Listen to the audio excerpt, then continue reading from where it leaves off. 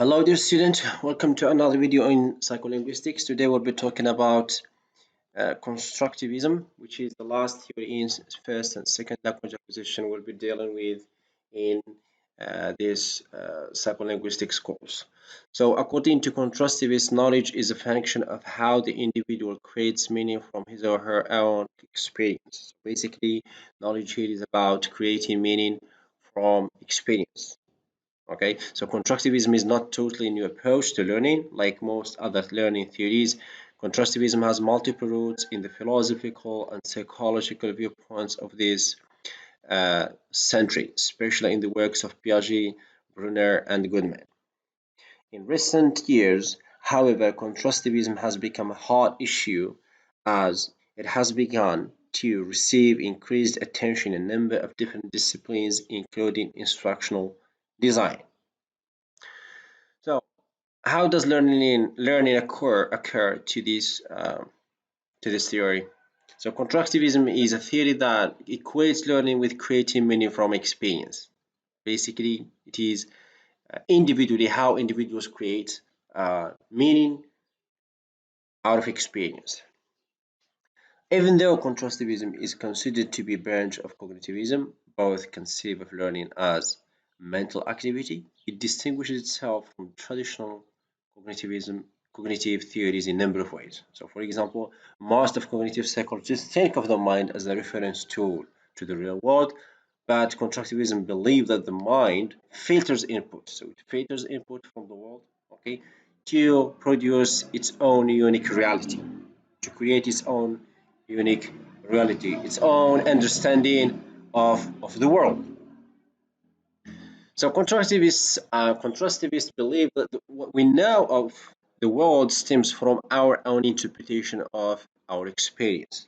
How we interpret our experience, that is how we form, knowledge. Our knowledge of the world is just an interpretation of our experience. As individuals may have different interpretations, of the world, of our experience. So learners do not transfer knowledge from the external world into their memories. Rather, they build personal interpretations of the world based on individual experiences and interactions. So we don't just, you know, make meaning or take take meaning etc from the world and then we store it in the mind. Okay, this isn't how learning occurs to uh, to this theory, but it's about interpretation of the world, how we interpret our interaction to the world, okay, our experience, etc. So that's the internal representation of knowledge is constantly open to change. Okay, our interpretation or knowledge changes all the time based on our interpretation of our experiences. So there is not an objective reality that learners strive to know. Knowledge emerges in context within which it is relevant. Therefore, in order to understand the learning which has taken place within an individual, the actual experience must be examined. So, which factors influence learning? So, here we have both learner and environmental factors, just like other theories, are critical to constructivists, as it is the specific interaction between these two variables that creates knowledge. So, constructivists argue that behavior is situationally determined, just as the learning of new vocabulary words is enhanced by exposure and subsequent interaction with those words in context as opposed to learning their meaning from a dictionary. Likewise, it is essential that content knowledge be embedded in the situation in which it is used. So basically, we do not just store new vocabulary and the meaning of those vocabulary in the mind. Okay, this is not how we learn, uh, but it is about using, okay, the words etc. So using in situations, it's about situations. Okay, in each situation we interpret, okay, we interpret those words, certain words or all the words that we learn, and then we remember, okay, the meaning of those words in situations.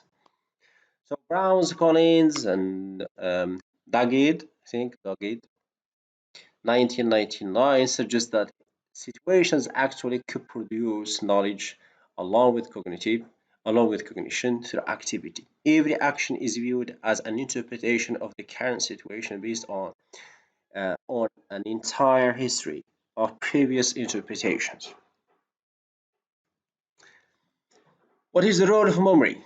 The goal of instruction is not to ensure that individuals know particular fact. Okay, this is not the point. In constructivism, it's not about learning facts, particular facts, but elaborate and interpret information. This is very important in constructivism. It's about elaborating and interpreting information. Understanding is developed through continued situated use and does not crystallize into a categorical definition that can be called up for memory. So basically, understanding comes from from developing, and from developing through continued situated use. The use, okay? So it's about the use of words, etc. It's not about storing, you know, definitions in a certain category in the mind.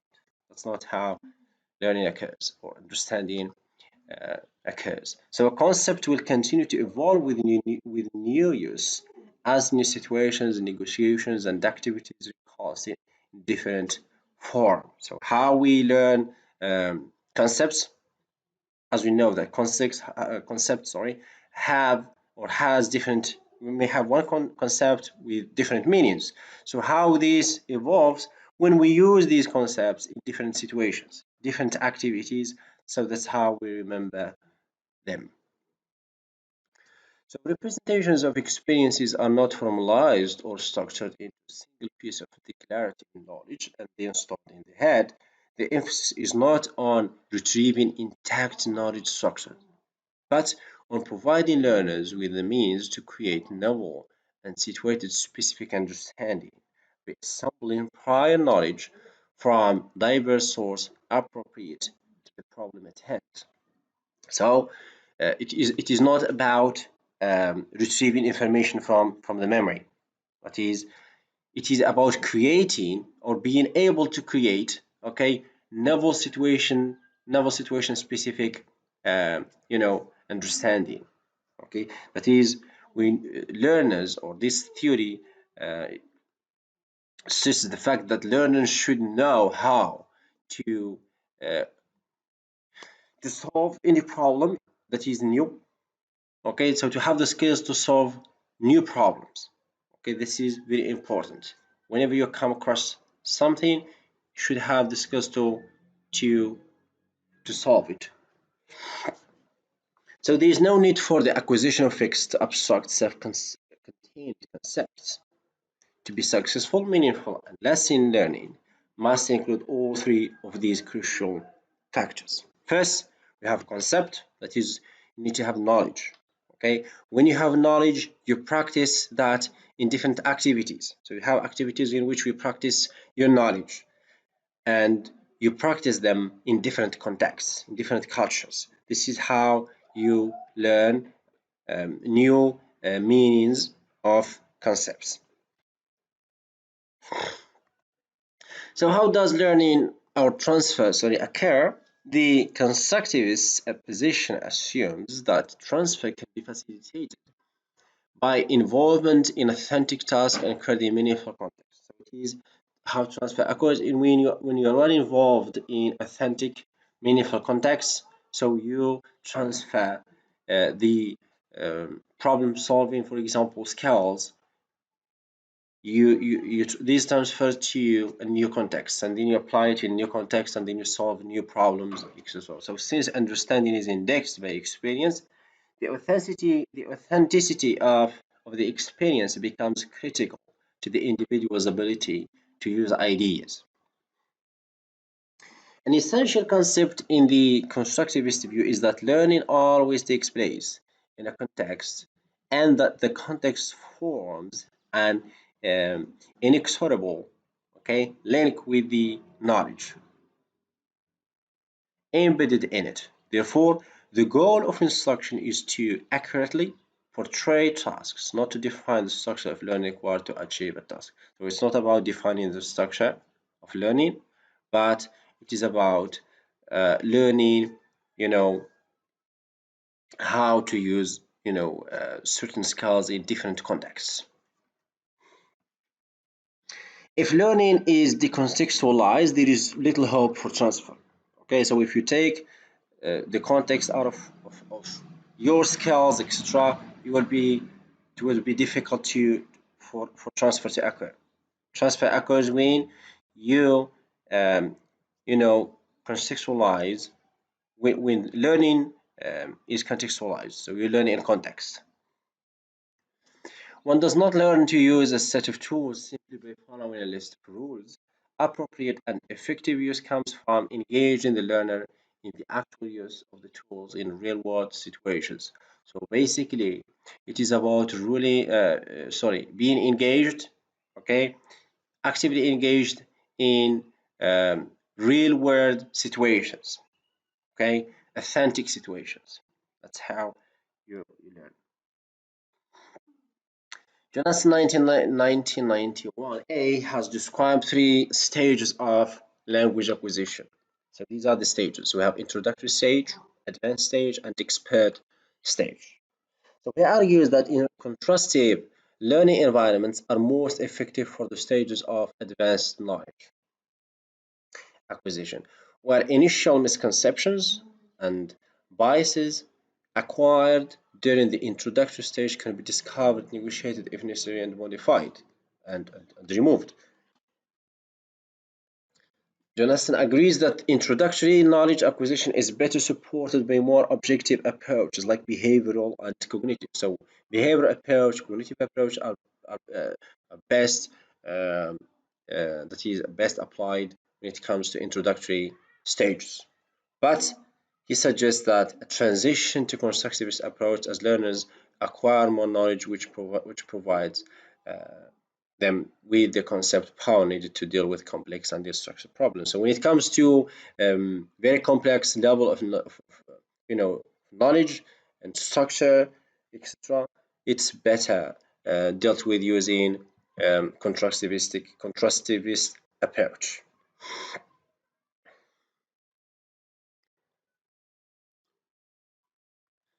So what are the assumptions of this theory that are related to instruction design? The following are several specific assumptions or principles from the constructivist position that have direct relevance for the instructional designer. So first we have emphasis on the identification of the context in which the skill will be learned and subsequently applied. So there, this is the factor of context. We should learn how to apply our skills in different contexts. It is learning in meaningful context. Then we have emphasis on learner control and the capability of the learner to manipulate information, that is actively using what is learned. And then we have the need for information to be presented in a variety of different ways, that is revisiting content at different times in rearranged contexts for different purposes and from different conceptual perspectives, supporting the use of problem-solving skills that allow learners to go beyond the information given. That is, for example, developing pattern recognition skills, presenting alternative ways of representing problems. And then we have assessment focused on transfer of knowledge and skills, presenting new problem and situation that differ from the conditions of the initial instruction. Now, how should instruction be structured? As one moves along the behaviorist, cognitivist, constructivist continuum, the focus of instruction shifts from teaching to learning, from the passive transfer of facts and routines to the active application of ideas to problems. So both cognitivists and constructivists view the learner as being actively involved in the learning process. But constructivists took a look at the learner as more than just an active processor of information. The learner elaborates upon. So we have this elaboration and the interpretation. Okay, elaboration elaborates upon and interprets the given information. That's the role of learner. The role of instruction in the constructivist view is to show students how to construct knowledge, to show them how to construct knowledge, how to promote collaboration with others, to show the multiple perspectives that can be brought to bear on a particular problem, and to arrive at self-chosen position to which they can commit themselves, while realizing the basis of other views with which they may disagree. So even though the emphasis is on learner construction, the instructional design or teacher role is still critical. So this isn't just about learner, it's also about the teacher. The teacher is very important and has very important role in this theory, in this theory. So the task of the teacher here is twofold. So we have the first task is to instruct the student on how to construct meaning as well as how to actively monitor, evaluate, and update those constructions. The task number two, to align and design experiences for the learner so that authentic, okay, relevant context can be experienced. So these are the two important roles of the teacher. As students gain more confidence and experience, they move into a collaborative phase of learning where discussion becomes crucial. So when these students or individuals learn individually how to, you know, how to construct meaning, okay, then they move to a collaborative phase where they work with others. So by talking with others like peers, advanced students, professors, and designers, students become better able to develop their own understanding. So by talking to other, discussing with others, this helps them to be better, uh, you know, able to construct their meaning. So they construct their own understanding. Well, thank you very much for your attention and catch you in the next video.